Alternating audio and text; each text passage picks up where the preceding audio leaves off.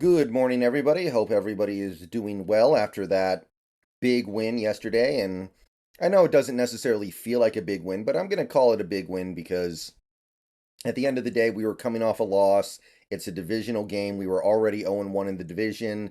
So, yeah, that's a big win in its own way. So, yeah, after that big win, we're all feeling a little bit better about where this team is, I think. But I want to take this opportunity to discuss one particular player that has actually been a pretty big part of the Seahawks' relatively successful start to the season. I'm talking about Jordyn Brooks. I'm talking about Jordyn Brooks, the linebacker, who is, and 6 games into the season, I continue to believe that this is the case, playing the best football of his NFL career. And I don't think it's particularly close. Jordyn Brooks is a player who I've been at odds with ever since he got here. He arrived here in the 2020 draft. I hated the pick. I didn't understand it. I thought it was bad value. I thought it was bad filling of need.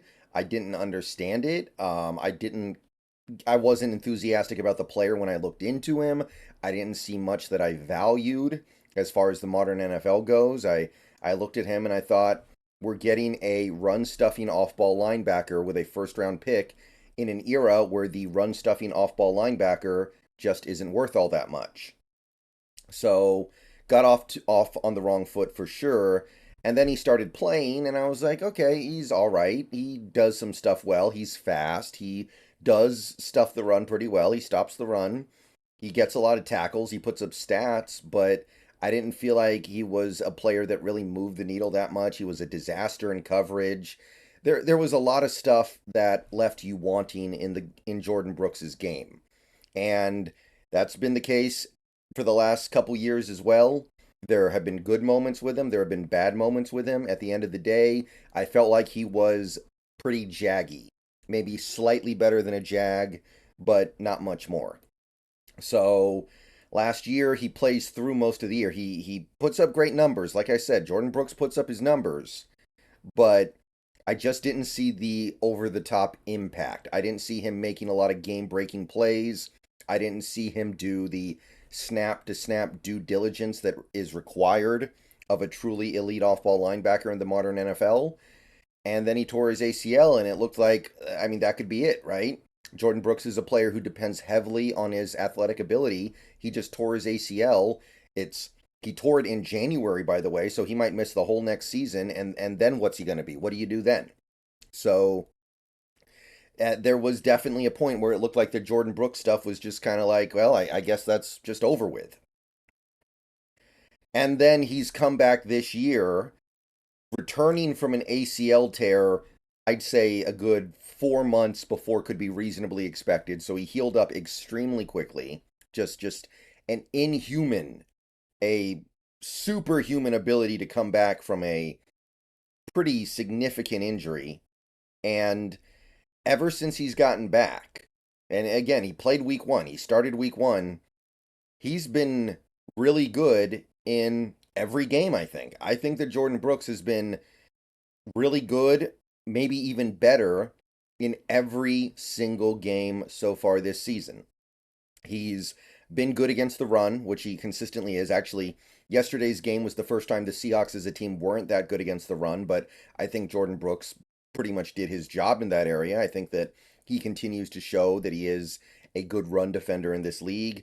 And you're seeing other things on top of that. He's become an impact pass rusher. He's been effective as a blitzer so far this year. He's no longer a liability in coverage. Through 6 games, I don't think he's allowed very many receiving yards at all. In fact, if you watch my weekly breakdowns on Pass Coverage Thursday, he is actually been very clean in coverage. He's been better than Wagner. He's been better than a lot of inside linebackers, especially for a linebacker who's playing with a secondary that's this good right now.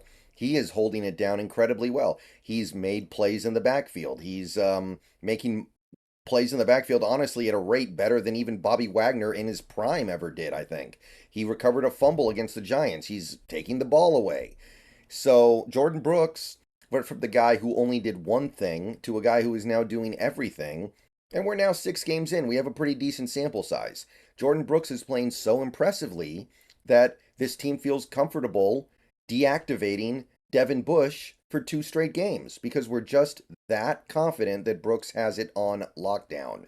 So here's the rub. Here's the reason why I want to talk about Jordyn Brooks today. Because I'm trying to figure this one out myself, and I'm a little bit confused.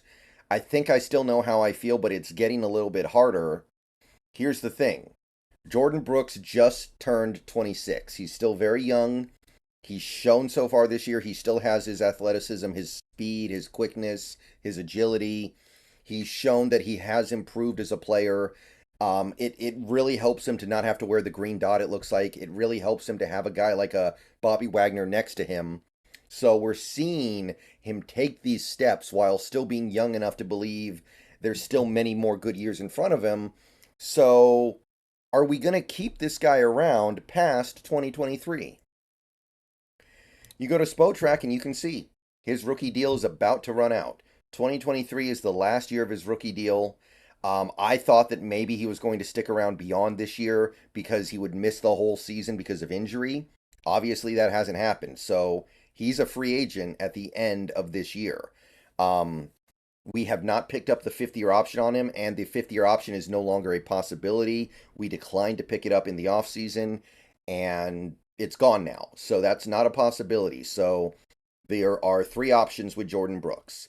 You can let him go in free agency, you can franchise tag him, or you can give him a long-term extension that is going to eat up a significant portion of your cap and be a big part of your team going forward for the next several years. And when I say multi-year extension, I'm talking about some real money here. Let's take a look. Let's take a look at the biggest inside linebacker contracts in the NFL right now. You've got Roquan Smith, who signed his deal last year with the Ravens, 5 years, $100 million. So that's $20 million a year. That's top of the market. Shaq Leonard signed his a couple years ago, so he was a little ahead of the curve, I guess. But he got in at just under that, $19.7 million a year. Fred Warner, $19 million a year. And then you've got Tremaine Edmonds for $18 million a year. And then you have guys who really were ahead of the curve, in like C.J. Mosley, who signed his back in 2019, and he got $17 million a year. And then there's a monster drop-off in average annual value. The 6th top paid inside linebacker, Devondre Campbell, is getting $10 million a year, half the top guy. So you've got the upper class, which is so far ahead of everything else, like 20 million, 19 million, 19 million, 18 million, 17 million, and then it drops all the way to 10 million. And then you start getting down into these contracts, which are, it just keeps shrinking at a rapid rate. Like Devin Bush is actually the 16th highest paid inside linebacker this season, and he's somebody who barely plays for us. You've got Patrick Queen, who's still on his rookie deal. He's 17th. So the bottom drops out very quickly for inside linebackers, but bottom line is this. Jordyn Brooks is in the middle of the best season of his career, part of a defense that looks like it's going to be really good this year. He's consistently played well in every game. He's making plays in every game in the backfield. He's rushing the quarterback. He's even doing really well in coverage. What part of this list do you think Jordyn Brooks is going to be aiming for here? Is it going to be the Devondre Campbell, Demario Davis, Devin White area? No. Is it going to be the Roquan Smith, Shaquille Leonard, Fred Warner area? Maybe not. Those guys might be just a little out of his reach. But can he settle in around the Tremaine Edmonds level, who signed $18 million per last offseason with the Chicago Bears? I think so. I think that's entirely realistic. I know he doesn't have the consistency from year to year to year of Tremaine Edmonds, but Jordyn Brooks does have what looks like it will be a final year of his rookie deal that is right up there in impact and quality with anything Tremaine Edmonds has ever done in Buffalo before he signed this contract. So, yeah, I'm going to say it. If Jordyn Brooks wants it, he can very reasonably say, I'm worth a 5-year deal that gives me somewhere around 18.5 to 19 million a year. He might even be able to push it up past 19. I don't know. The cap is going up. Maybe he even sets the market. Maybe he even gets up above 100 million. Maybe we end up giving him more than 20 million a year. It's possible. Like, I know that he doesn't have the year to year excellence of some of these guys, like Fred Warner, Shaquille Leonard. They established themselves as great players over an extended period of time, but your most recent year is the thing that matters the most by far. And it looks like Jordyn Brooks' most recent year is going to be elite. So Jordyn Brooks is going to cost a lot of money if you want to keep him around. So with that all being said, with everything that I just said, what are we doing here, guys? We finally have what looks like a Pro Bowl caliber player in Jordyn Brooks, but it looks like he's getting Pro Bowl caliber just in time to leave and go somewhere else. And I mean, I don't understand how this team is going to be able to afford a contract like this. Like if we gave him the Fred Warner contract, 19 million a year over 5 years. We're already paying Gino, we're already paying Metcalf, we're already paying excuse me, Lockett, we're already paying Draymond Jones, we're already paying Uchenna Nwosu, we're already paying Jamal Adams, we're already paying Quandre Diggs. We don't have a lot of money to work with. Those are all long-term deals that are going to take time to get off our cap. So, to me, I look at this and I go, I don't see how we can make this work.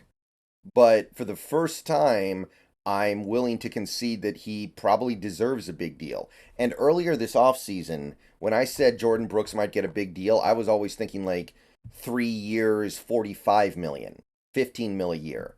Now, I don't think that's realistic. And if you keep Jordyn Brooks, by the way, I think you can forget about Bobby Wagner. I don't see any way you can bring both back. You're probably going to have to make a decision there. If you're lucky, you'll be able to keep one.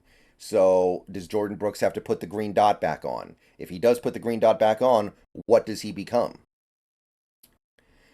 So, just some Monday ponderings. What happens here? Because obviously this team really likes Jordyn Brooks. I think for the first time in his career, he is consistently earning that love be by playing at an elite level that is a big part of this defense playing so well right now. But I'm just looking at the books, I'm looking at the money, I'm looking at the options that we have.